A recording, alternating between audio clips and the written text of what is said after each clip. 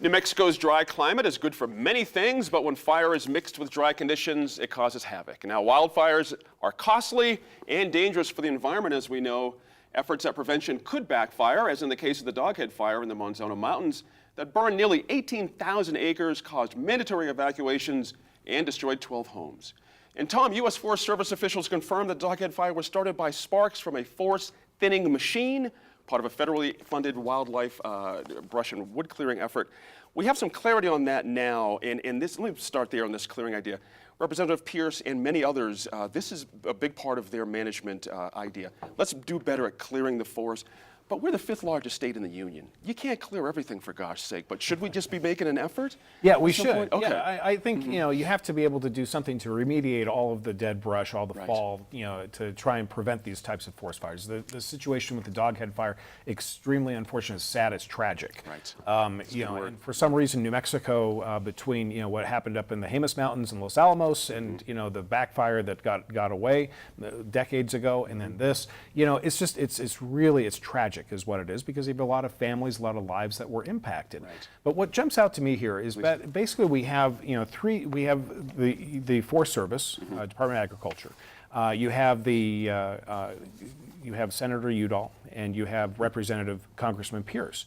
And they all have different perspectives on how to approach this particular issue. Right. And when that happens, when you have 3 different perspectives and 2 of them are from the same party, you know, it just means that there's just nothing is going to happen as far as remedying this.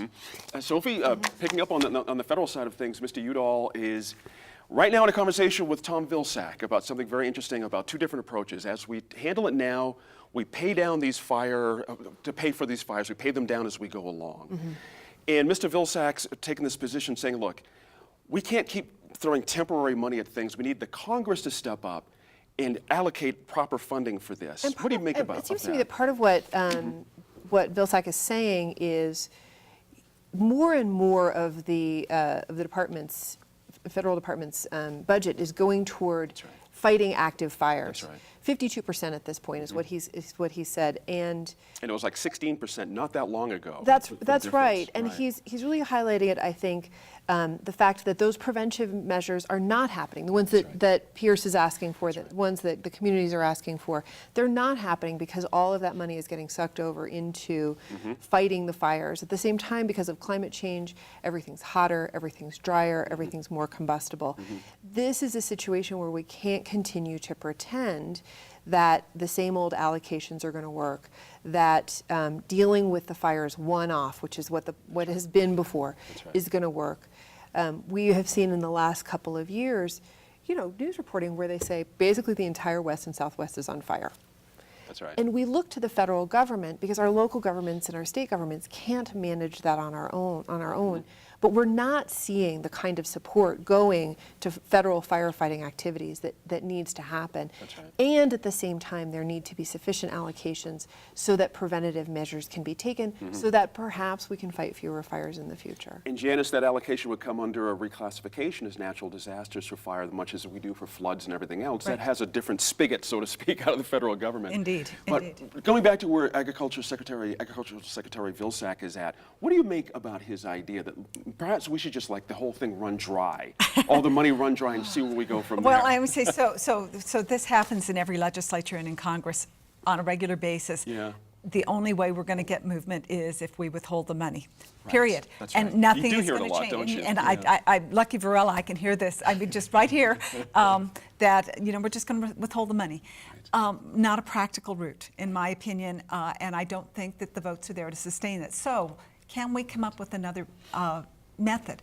And I think there is some blending. One thing that makes me crazy is in our own state, in our own national forests, our citizens have been prohibited from taking downed wood. That's right. And one of the ways to eliminate slash piles is to use that timber and actually reestablish an industry that actually made sense. Right. But we've been prohibited from doing that. The other thing that needs to take place, these are common sense things. So every time you are clearing, why is there not a water tanker there? Why is that? Right. These are very simple things. And when the call was made, Why was the response so delayed? That's right.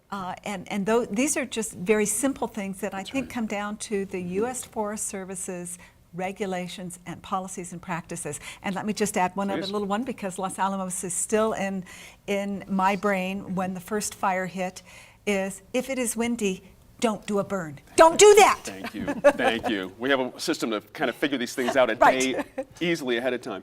And a little short on time at this point, Antoinette, the idea that, the idea that we can have a problem in the field, it's not a foolproof idea of cutting timber. Things happen, the sparks, things happen.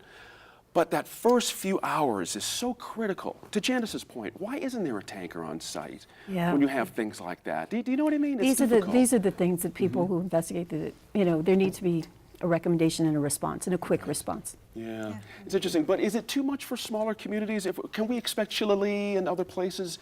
Who's going to pay for that?